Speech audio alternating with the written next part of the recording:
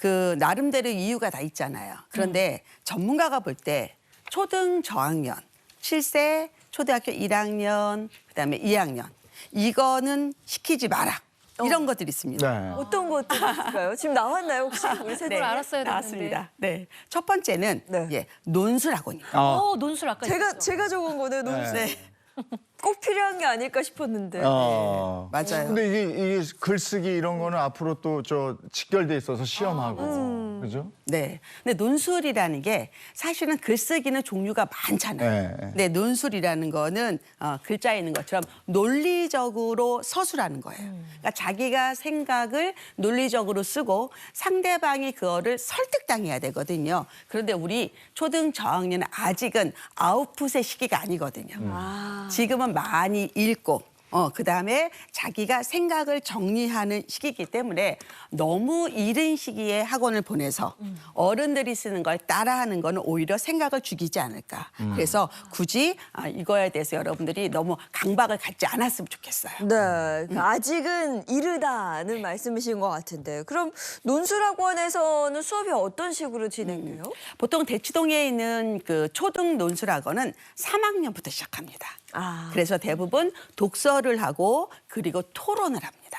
그러면 1학년은 논술학원이 없을까요? 있습니다. 근데 거기는 논술이라기보다는 오히려 책을 읽고 어휘를 가르쳐 줍니다. 실제 우리 아이들이요 국어 어휘 능력도 많이 떨어지거든요. 맞아요. 요즘은 특히 뭐 말을 줄여서 한다든가 신조어를 쓴다든가 맞춤법을 무시한다든가 이래서 어휘를 배우고요. 그리고 토론보다는 그 이전에 발표하는 걸 갖다 배우기도 합니다.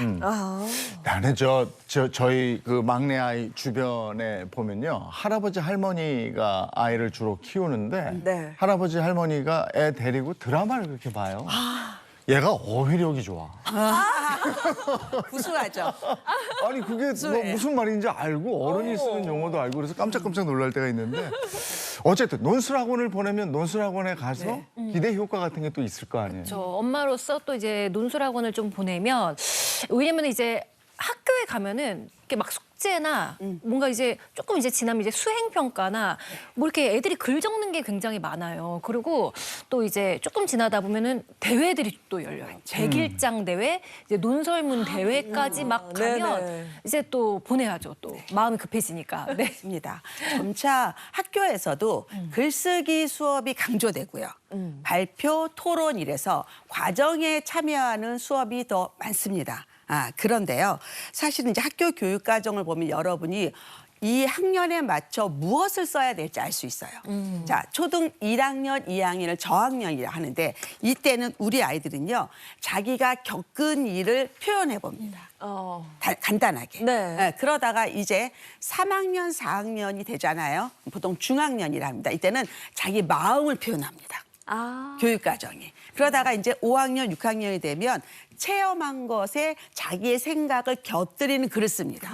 이래서 단계가 있어요. 그래서 우리가 우리 아이들이 1학년, 2학년이 왜 얘는 자기 생각을 말하지 못할까? 왜 네 마음을 표현 못할까? 이러면 아직까지 우리 아이들은 그런 단계가 아닙니다. 조급하지 마세요라는 거 하고요. 또 섣불리 2학년들한테 5학년 글쓰기를 요구하거나 글쓰기 자체를 선행학습하는 거는 사상 누각이 될 수도 있고요. 오히려 내 생각을 표현하는 능력이 오히려 떨어질 수 있거든요. 네. 유의하셔야 됩니다. 아니, 그래도 아무것도 안 써보는 것보다는 학원 가서 뭐라도 좀 적어보고 생각해보는 게 도움이 되지 않을까요? 물론 논술 자체는요 대입에도 있고요. 앞으로는 이제 우리 인간이 AI와 다르게 자기의 생각을 자기의 의견을 말하는 거 되게 중요하거든요. 네. 말하기도 중요하지만 쓰기도 정말 중요합니다. 그런데 이게 자칫 과해지면 또 문제가 생기죠. 예를 들어서 조금 전에 말씀해 주신 대회라든가 아니면 팀 프로젝트 갔을 때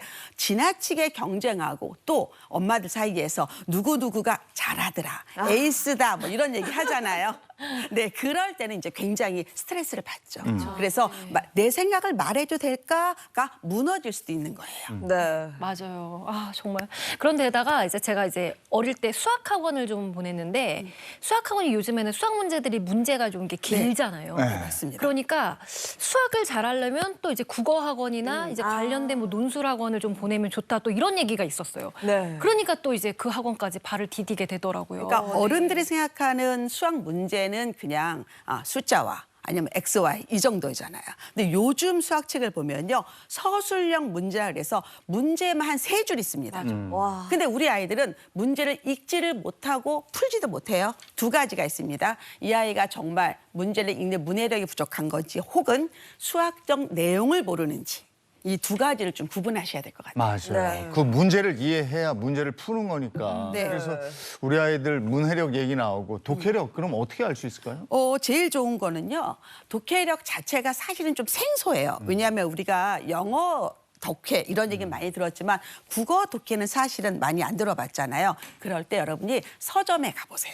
시중에 초등학생을 위한 독해 문제집이 너무 많습니다. 그럴 때 아이랑 가서 네가 한번 봐봐. 그랬을 때 아이가 골랐을 때 훨씬 효과가 있고요. 또 하나 2번째 팁은요. 엄마랑 혹은 아빠도 마찬가지예요. 부모랑 아이가 짝꿍책을 읽는 거예요. 같은 책인데 버전이 2가지입니다. 어른 버전, 아이 버전. 그래서 같은 주제의 책을 읽어보고 이야기하는 거죠. 그러면요 깜짝 놀랍니다. 얘는 이것도 몰라? 아니면 나랑 다른 생각인데 훨씬 독특한데 이렇게 느낍니다. 그래서 저는 부모와 함께하는 북클럽을 많이 권합니다. 저도 사실 어릴 때부터 그래서 이제 뭐 문제집도 2권 사서 같이 풀고 계속 그랬었어요. 근데 그래야 이제 제가 뭐 핸드폰 보고 있으면은 아이도 이제 느슨해지니까 이제 계속 뭐 그렇게 했는데 끝이 없고 지금도 계속 지금 같이 풀고 계세요, 문제를? 풀지는 않는데 너무 이제는 힘들어요. 이제 제가 이제 그런 버릇이 있어서 제가 뭘 좀 공부를 하거나 이제 책을 보고 있어야 본인도 좀 이렇게 분위기 형성이 되더라고요. 네. 언제까지 이렇게 살아야 될지 힘들어요. 진짜 그래요. 엄마 아빠는 마루에서 텔레비전 틀어놓고 그거 보고 있는데 아이한테 책 읽으라고 그러면 애가 읽겠습니까? 안 보죠. 같이 읽어야 되는 거고 글쓰기인데 아이들 일기라는 게 있잖아요. 네. 네. 일기 쓰기를 통해서 글쓰기 지도를 좀 같이 해주면 네. 굉장히 큰 도움이 되더라고요.